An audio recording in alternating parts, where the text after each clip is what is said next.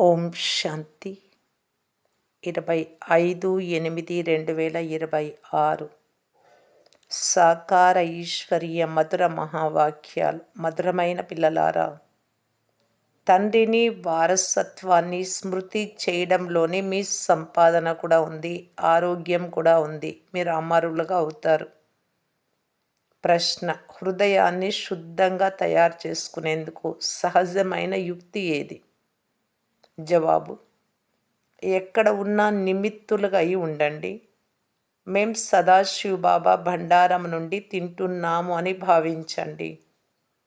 శివబాబా భండారం నుండి భోజనాన్ని స్వీకరించే వారి హృదయం శుద్ధమవుతూ ఉంటుంది. ప్రవృత్తిలో ఉంటూ ఒకవేళ శ్రీమతమును అనుసరించి బాబా ఆదేశానుసారం నిమిత్తులుగా ఉంటే అది కూడా శివబాబా భండారమే అవుతుంది. గృహస్థంలో ఉన్న శ్రీమతం ప్రకారం నడుచుకుంటూ నేను ట్రస్టీని, నాది కాదు అనే భావనతో ఉంటే వీరు మనస్సు ద్వారా సమర్పణమై ఉంటారు. ఓం శాంతి. అనేక జన్మల నుండి అనగా అర్ధకల్పం నుండి పిల్లలు సత్సంగాలను చేశారు. సాధు, సన్యాసులు, పండితులు మొదలైన మనుషులందరి సత్సంగాలు జరుగుతాయి. ఇది ఏ మనుషుల సత్సంగము కాదు. దీనిని ఆత్మిక సత్సంగమని అంటారు. సుప్రీం ఆత్మ, పరమాత్మ ఆత్మలతో ఆత్మిక సంభాషణ అనగా సత్సంగము జరుపుతూ ఉన్నారు. ఇక్కడ మీరు ఏ మనుషుల ద్వారా వినడం లేదు, దేవతల నుండి వినడం లేదు, కానీ మీరు సాక్షాత్తు భగవంతుడి ద్వారా వింటున్నారు. భగవంతుడిని సదా నిరాకారుడు అని అంటారు. ఎప్పుడైతే పిల్లలను భగవతీలుగా చేసేందుకు చదివించాల్సి వస్తుందో అప్పుడే తండ్రి వస్తారు. భగవతీల పదవిని భగవంతుడు తప్ప వేరెవ్వరూ ఇవ్వలేరు. కల్పము సంగమయుగం ఉంటుంది కనుక అప్పుడు నిరాకారుడైన భగవంతుడు వచ్చి మనకు జ్ఞానంనిస్తారు అని మీకు తెలుసు. ఇది కూడా కేవలం మీరు మాత్రమే అర్థం చేసుకున్నారు. ఇతరులు అర్థం చేసుకోవడం కష్టం.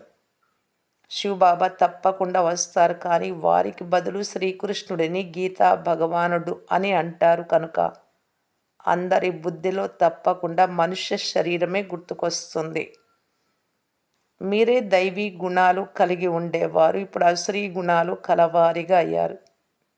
ఇప్పుడు మళ్ళీ దైవీ గుణాలు కలవారిగా అవుతారు. దైవీ గుణాలు కలిగిన వారిని ఈశ్వరీయ సంప్రదాయానికి చెందిన వారు అని అంటారు. అసురీ గుణాలు కలిగిన వారిని అసురీ సంప్రదాయానికి చెందిన వారు అని అంటారు.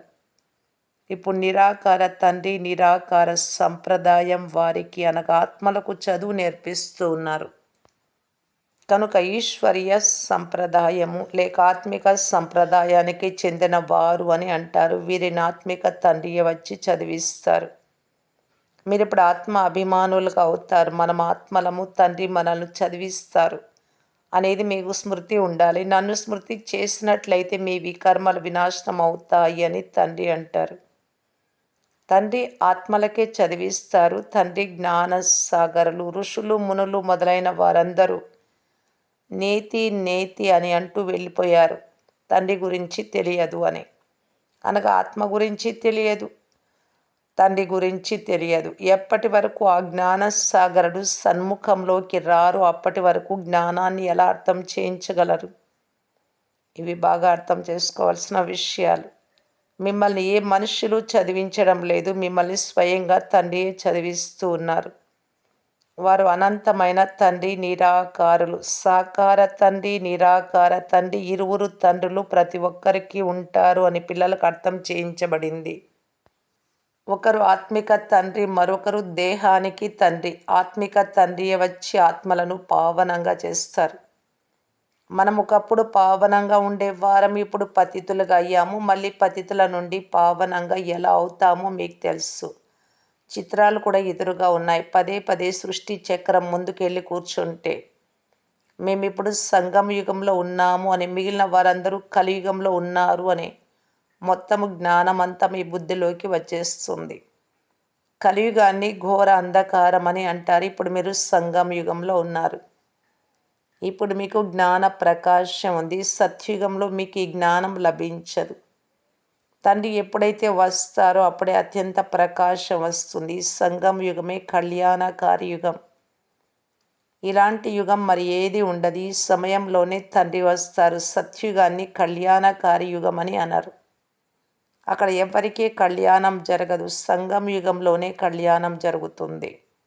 సత్యుగంలో కళ్యాణమే ఉంటుంది. సంగం యుగంలోనే కలియుగాన్ని సత్యుగంగా కళ్యాణకారిగా తయారు చేస్తారు. ఇప్పుడు మీకు ఎంత కళ్యాణం జరుగుతుందో చూడండి. కేవలము తండ్రిని వారసత్వాన్ని స్మృతి చేయడం ద్వారా మీకు ఎంతో సంపాదన జరుగుతుంది. సంపాదనకు సంపాదన, ఆరోగ్యానికి ఆరోగ్యం రెండూ ఉంటాయి. మీ జీవితం అమరంగా అవుతుంది. మీకెప్పుడు అకాల మృత్యువులు సంభవించవు కనుక పిల్లలకు చాలా సంతోషం ఉండాలి. ఎందుకంటే మీ బుద్ధిలో పూర్తి జ్ఞానం అంతా ఉంది. ఇక్కడికి పిల్లలైన మీరు వచ్చారు కనుక పురుషార్థం చేసి మ్యూజియంలో చిత్రాల గురించి అర్థం చేయించేందుకు యోగ్యులుగా అవ్వాలి. స్వయాన్ని యోగ్యులుగా తయారు చేసుకునేందుకు 7-8 రోజులు కూర్చొని నేర్చుకోండి. ప్రాక్టీస్ అయితే సర్వీస్ కొరకు పరుగులు తీయండి. సర్వీస్ చేసి మళ్ళీ తిరిగి రండి. ఇది నేర్చుకోవడం చాలా సహజం. చిత్రాలను ఎదురుగా చూసిన వెంటనే మనము సంగమ యుగంలో ఉన్నామని బుద్ధిలోకి వచ్చేస్తుంది. నేటి ప్రపంచంలో చాలామంది మనుషులు ఉన్నారు. రేపు చాలా తక్కువ మందే ఉంటారు. వీరంతా తిరిగి వెళ్తారు. ఇప్పుడు తండ్రి స్వయంగా వచ్చారు. పిల్లలకి ఎంతో గౌరవాన్ని ఇస్తున్నారు. దూరదేశంలో నివసించే తండ్రి పరాయి దేశంలోకి వచ్చారు. రావణుడి దేశం పరాయి దేశం. రాముడి దేశంలో ఎప్పుడూ రావణుడు రాలేడు. దీని గురించి ఒక కథను కూడా వినిపిస్తారు. ఏ కథలనైతే వినిపిస్తారో అవన్నీ కథలు మాత్రమే. కథలలో కానీ నవలలో కానీ ఎలాంటి సారము లేదు. లెక్కలేనన్ని నవలలు అమ్ముడుపోతాయి. నవలలను అమ్మేవారు లక్షాధికారులుగా అవుతారు. ఇప్పుడు పిల్లలైనా మీ పోషణ తండ్రి చేతిలో ఉంది. మీతోనే తింటాను అనగా మీ భండారం నుండే తింటాను. మీ పూర్తి పోషణ ఇక్కడే జరుగుతుంది. ఎవరైతే సమర్పణం అవుతారో వారి పోషణ ఎటు తిరిగి జరుగుతుంది. ఇదంతా బాబాదే. నేను నిమిత్తము, నేను శ్రీమత అనుసారం నడుస్తూ ఖర్చు చేస్తాను అని ఎవరైతే మనస్సులో భావిస్తారో వారు కూడా శివబాబా బండారం నుండి తిన్నట్టే. శివబాబా బండారం నుండి తినడం ద్వారా శుద్ధం అవుతుంది.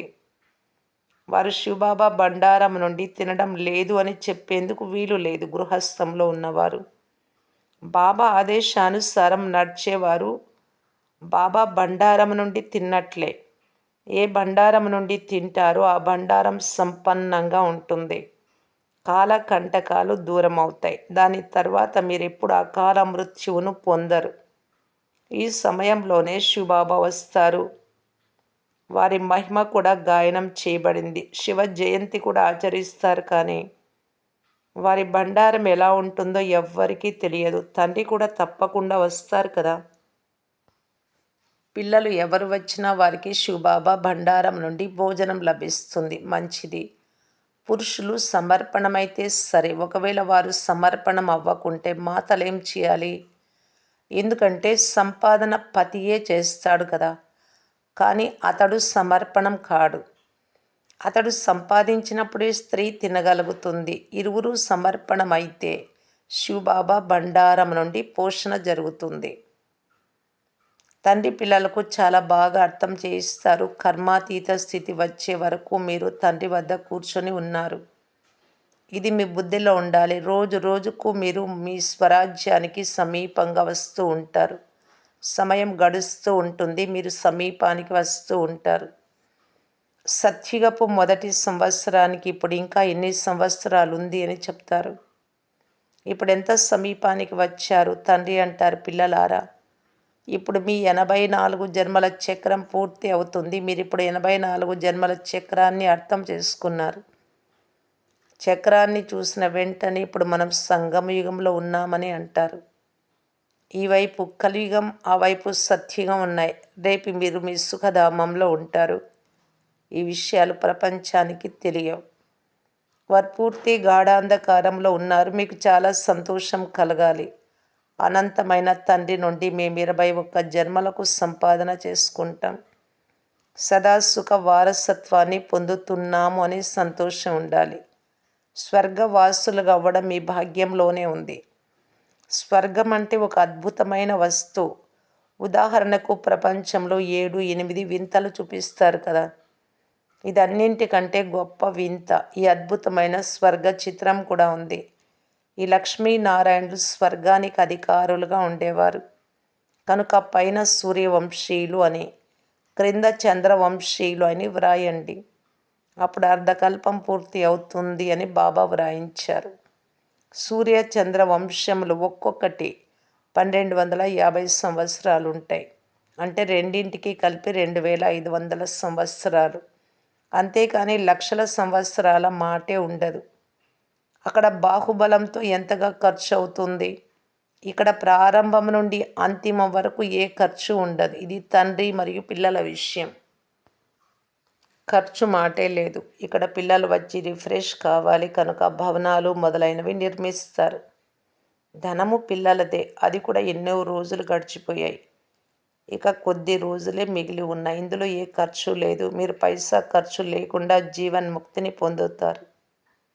ఇందులో కేవలం శ్రమించాల్సి ఉంటుంది. భగవంతుని భక్తులందరూ స్మృతి చేస్తారు కానీ ఆ భగవంతుడు ఎవరో వారికి తెలియదు. భగవంతుడిని తెలుసుకోని కారణంగా అనేక మందిని భగవంతుడని భావిస్తారు. ఇప్పుడు పిల్లలైన మీరు సత్యమైన తండ్రి పరిచయాన్ని ఇవ్వాలి. పెద్ద పెద్ద చిత్రాలని ఏరోడ్రోమ్ లాంటి అంటే విమానాశ్రయం లాంటి ముఖ్య స్థానాలలో పెట్టండి అని బాబా చాలాసార్లు తెలిపించారు. ఏరోడ్రోమ్ వారు ఏం తీసుకుంటారు? ఇదంతా మనుషుల కళ్యాణం కొరకే అని వారికి చెప్పండి. వీటిని తెలుసుకోవడం వల్లనే మనుషులు తండ్రి నుండి వారసత్వాన్ని తీసుకొని విశ్వానికి అధికారులుగా అవ్వగలరు అని వారికి చెప్పండి. ముఖ్యమైనది ఢిల్లీ. ఢిల్లీ రాజధాని కదా. అక్కడ అందరూ కలుసుకుంటూ ఉంటారు. అక్కడ టిన్ రేక్పై తయారు చేయబడిన పెద్ద పెద్ద చిత్రాలు ఉండాలి. ముఖ్యమైనవి త్రిమూర్తి, సృష్టి చక్రం, కల్పవృక్షం. ఈ మెట్ల చిత్రం అద్భుతమైనది. ఇందులో వినాశనము మొదలైనవి కూడా చాలా బాగా వ్రాయబడి ఉన్నాయి. పతిత పావనుడు పరంపిత పరమాత్మన లేక నీటి గంగన నిర్ణయించుకోండి అని కూడా ఉంది. ఈశ్వరుడు సర్వవ్యాపియ లేక వారు నిరాకార పరంపిత పరమాత్మన అని బ్రహ్మకుమార్ కుమారీలు ప్రశ్నిస్తారు. తండ్రి నుండి పిల్లలకు వారసత్వం లభిస్తుంది. ఈ చిత్రం ముఖ్యమైనది. త్రిమూర్తి చిత్రం కూడా చాలా చాలా చాలా విలువైనది.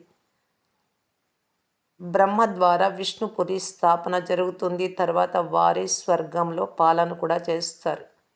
స్వర్గానికి అధికారులుగా చేసేందుకు అనంతమైన తండ్రి మమ్ములను చదివిస్తున్నారు అని పిల్లలలో అపారమైన సంతోషం ఉండాలి. తండ్రి వచ్చి స్వర్గ స్థాపన చేయిస్తారు, నరకాన్ని వినాశనం చేయిస్తారు. అందుకే మహాభారత యుద్ధం కూడా ఉంది. ప్రతి 5000 సంవత్సరాల తర్వాత ఈ చక్రం తిరుగుతూ ఉంటుంది. తండ్రి కూడా కల్పం యొక్క సంగం యుగంలో వస్తారు. భగవద్గీతలో వారు యుగ యుగంలో వస్తారు అని వ్రాసేశారు. అయినా 5 యుగాలే ఉన్నాయి. 5 అంటే సంగం యుగంతో కలిపి. మరి 5 సార్లు రావాలి కదా. కానీ 24 అవతారాలు ఫలానా అవతారం అని ఎందుకు వ్రాశారు? మనుషులు ఎన్నో యజ్ఞాలు, జపతపాలు, తీర్థయాత్రలు మొదలైనవి చేస్తారు. ఈ అన్ని మార్గాలు భగవంతుని చేరడానికి అని భావిస్తారు. కానీ భగవంతుని వద్దకి ఎవ్వరూ వెళ్ళలేరు. అర్ధకల్పం ఎంతో కష్టపడ్డారు. జన్మ జన్మాంతరాలుగా తిరిగాము. ఇది చేశాము, అది చేశాము, అయినా తండ్రి లభించలేదు అని పాడుతూ ఉంటారు. ఇప్పుడు తండ్రి పిల్లలైన మీకు ఎంత సమీపంలో ఉన్నారు. వారు మీతో మాట్లాడుతూ ఉన్నారు, మీకు అర్థం చేయిస్తూ ఉన్నారు. కల్పం ఇలాగే మేము తండ్రిని కలుస్తాము అని మీకు తెలుసు. ఏమి జరిగిందో అది కల్పము జరుగుతుంది. ఈ దాదా అదే వజ్రాల వ్యాపారిగా ఉంటారు. మళ్ళీ ఇతడిలోనే తండ్రి ప్రవేశిస్తారు. మళ్ళీ ఆ పిల్లలే వచ్చి తండ్రి వారిగా అవుతారు. మళ్ళీ స్వర్గ వారసత్వాన్ని తీసుకుంటారు. పిల్లలైన మీతో బాబా యొక్క ఈ అనాది అవినాశి పాత్ర కల్పకల్పం ఇలాగే రిపీట్ అవుతూ ఉంటుంది. మంచిది. మధురాతి మధురమైన అపురూపమైన పిల్లలకు మాతాపిత బాప్దాదాల ప్రియ స్మృతులు మరియు గుడ్ మార్నింగ్. ఆత్మిక పిల్లలకు ఆత్మిక తండ్రి నమస్తే. ధారణ కొరకు ముఖ్య సారం. ఫస్ట్ పాయింట్, ఇది కళ్యాణకారి సంఘం యుగం. ఇందులో ప్రతి విషయంలో కళ్యాణం ఇమిడి ఉంది. సంపాదన ఉంది. తండ్రిని వారసత్వాన్ని స్మృతి చేసి 21 జన్మలకు జీవితాన్ని అమరంగా చేసుకోవాలి. సెకండ్ పాయింట్, ప్రవృత్తిలో ఉంటూ మనస్సు బుద్ధి ద్వారా సమర్పణం అవ్వాలి. శ్రీమతానుసారం ఖర్చు చేయాలి. పూర్తి ట్రస్టీలుగా అయి ఉండాలి. శివబాబా భండారా భర్పూర్ కాలకంటక్ దూర్. శివబాబా భండారం నిండుగా అన్ని సమస్యల నుండి దూరంగా ఉంటుంది. వరదానం, సహయోగ శక్తి ద్వారా అసహయోగులను సహయోగులుగా చేసే సహాయం చేయలేనటువంటి వారిని కూడా మీరు సహాయం చేస్తూ ఉంటే వారిని కూడా సహాయకారీలుగా చేసేటటువంటి వారే తండ్రి సమానం. పరోపకారీ భవ. సహయోగులకు సహయోగిగా అవ్వడం. వారు సహాయం చేస్తున్నారు, మీరు వారికి సహాయం చేశారు. ఇదేమీ మహావీరత కాదు. కానీ ఎలాగైతే తండ్రి అపకారులకు కూడా ఉపకారం చేస్తారో అలా పిల్లలైన మీరు కూడా తండ్రి సమానంగా అవ్వండి. ఎవరు ఎంత అసహయోగులుగా తయారైనా మీరు మీ సహయోగ శక్తి ద్వారా అసహయోగులను సహయోగులుగా చేయండి. అంతేకాని ఈ కారణం వలన వీరు ముందుకు వెళ్ళటం లేదు అని అనుకోకండి. బలహీనులను బలహీనులుగా భావించి వదిలేయకండి. వారికి బలమునిచ్చి బలవంతులుగా చేయండి. ఈ విషయంపై అటెన్షన్ ఇస్తే సేవ యొక్క ప్లాన్స్ అనే నగలపై వజ్రాలు మెరిసిపోతాయి. అనగా సహజంగా ప్రత్యక్షత జరుగుతుంది. స్లోగన్, క్రోధానికి కారణం స్వార్థము లేక ఈర్ష్య. ఇదే కోపము లేక విసుగుకు మూలం.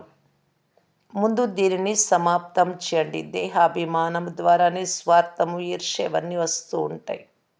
ఆత్మ అభిమాని స్థితిలో ఉంటే ఇవి రావు. క్రోధాన్ని ఈజీగా జయించగలరు. అవ్యక్త సూచన, అపవిత్రత యొక్క బీజమును కూడా సమాప్తం చేసి సంపూర్ణ పవిత్రంగా కావటానికి బాప్దాదా తెలియజేస్తూ ఉన్నారు. పవిత్రతయే పునాది. పునాది కొరకు బ్రహ్మచర్య వ్రతాన్ని ధారణ చేయడం కామన్ విషయం, అది సాధారణ విషయం. కానీ ఇప్పుడు ఇంకా ముందుకు వెళ్ళారు కనుక బాల్యం యొక్క స్టేజ్ కాదు, ఇప్పుడు వానప్రస్థ స్థితిలోకి వెళ్ళాలి. నేను బ్రహ్మచారిగా అయితే ఉంటాను, పవిత్రత ఉండనే ఉంది అని కేవలం ఇందులోనే సంతోషపడిపోకండి. ముఖ్యమైన పునాది మీ సంకల్పాలను శుద్ధంగా చేసుకోవాలి. జ్ఞాన స్వరూపంగా చేసుకోండి, శక్తి స్వరూపంగా చేసుకోండి. ఓం శాంతి. సంపూర్ణతను ప్రాప్తి చేసుకునేందుకు ప్రకాష్ మణి దాది గారి గుప్త పురుషార్థం. 19వ పుణ్యస్మృతి దినము నిమిత్తంగా విశేష ధారణలు. 19 పాయింట్స్. 1. దాది గారు అన్ని బాధ్యతలను సంభాళిస్తూ నేను సర్వగుణ సంపన్నంగా, సర్వ కళలలో సంపన్నంగా, నిర్వికారతలో కూడా సంపన్నంగా అయ్యి సంపూర్ణత యొక్క గమ్యాన్ని ప్రాప్తి చేసుకునే తీరాలి అనే లక్ష్యం ఉంచుకున్నారు. 2. దాది గారు మనస వాచ కర్మణ డబల్ అహింసకులుగా అయ్యి అందరికీ సుఖమునిచ్చారు, సుఖం తీసుకున్నారు. మనస్సు ద్వారా కూడా ఈ ఆత్మకు దుఃఖం ఇవ్వలేదు, దుఃఖం తీసుకోలేదు. 3. దాది గారు సదా ఒక్క తండ్రి ఆకర్షణలో మాత్రమే ఉండేవారు. వారిని ఏ పాత వస్తువు, వ్యక్తి మరియు తత్వాలు తమ వైపుకు ఆకర్షించలేదు. సదా ఒక్క తండ్రి స్మృతిలో ఉండి వారి సూక్ష్మ వృత్తులను కూడా ఏకాగ్రం చేశారు. 4. సదా సాక్షి తనపు స్థితిలో ఉండి సదా సాతి యొక్క తోడును అనుభవం చేశారు. వీరి దృష్టి వృత్తిలో ఆత్మీయత మరియు అలౌకికత ఉండేది. వీరి సంస్కారాలలో ఎంత రాయల్టీ ఉండేది అంటే వీరి కళ్ళు ఎందులోనూ మునిగిపోలేదు. 5. దాది ఎవ్వరి అవగుణమును మనస్సులో ఉంచుకోలేదు. ఎవ్వరి అవగుణాన్ని నోట్ చేయలేదు. సదా పరచింతన, పరదర్శన మరియు పరమతము నుండి ముక్తులుగా ఉండి స్వచింతనలో ఉండినారు. 6. దాది గారు బ్రహ్మబాబా సమానం సదా నిరహంకారిగా ఉండినారు.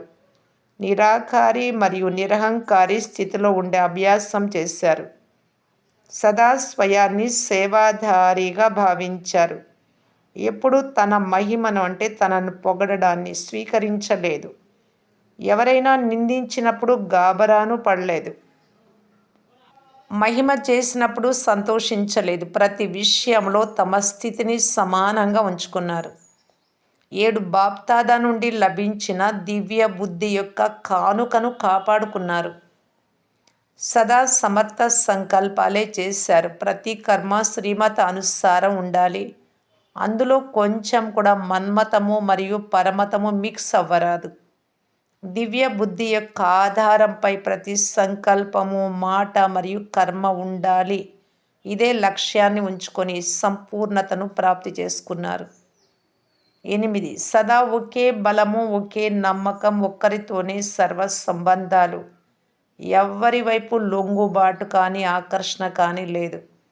సదా సోదరాత్మలు, భాయి భాయి వృత్తి ద్వారా అందరినీ చూశారు. దయా గుణాన్ని ధారణ చేసి బలహీనాత్మలలో బలాన్ని నింపారు. అపకారులకు కూడా ఉపకారం చేశారు. 9. ఎటువంటి చిన్న పెద్ద పరిస్థితినైనా నథింగ్ న్యూ యొక్క స్మృతి ద్వారా అంతా పాతదే, క్రొత్తదేది కాదు అనే స్మృతి ద్వారా దాటుకున్నారు. ఏ దృశ్యాన్ని చూసినా ఎందుకు, ఏమిటి అనే ప్రశ్నలలో చిక్కుకునేందుకు బదులు సదా సాక్షి భావాన్ని ధారణ చేసి సదా హర్షితంగా ఉన్నారు. 10. దాది గారి ప్రతి మాటలో రాయల్టీ కనిపించేది. ఏ మాట కూడా సాధారణంగా మాట్లాడలేదు. ఏదైతే జరగనున్నదో అవే మాటలే వారి నోటి నుండి వెలువడ్డాయి. ఇటువంటి సిద్ధి స్వరూపాత్మ యొక్క సంకల్పం కూడా సిద్ధి అయినందున సహజంగానే సంపూర్ణతను ప్రాప్తి చేసుకున్నారు.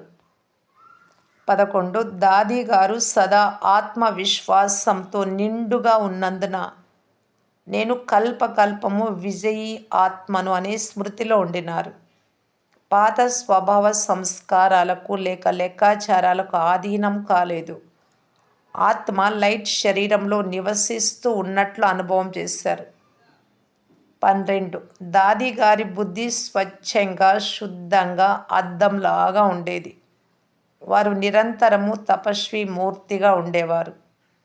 ఈ తపస్సు ద్వారానే విశ్వ కళ్యాణం జరుగుతుంది, సుఖమయ ప్రపంచం వస్తుంది అనే స్మృతిలో సదా ఉండేవారు.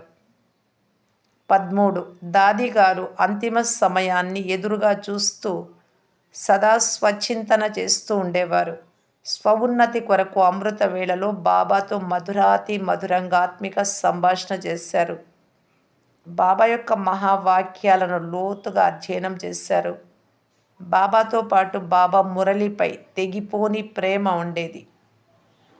14. దాది గారు తన సంపూర్ణ స్థితిని తయారు చేసుకునేందుకు దేహభావం నుండి అతీతంగా ఉండే అభ్యాసం చేశారు.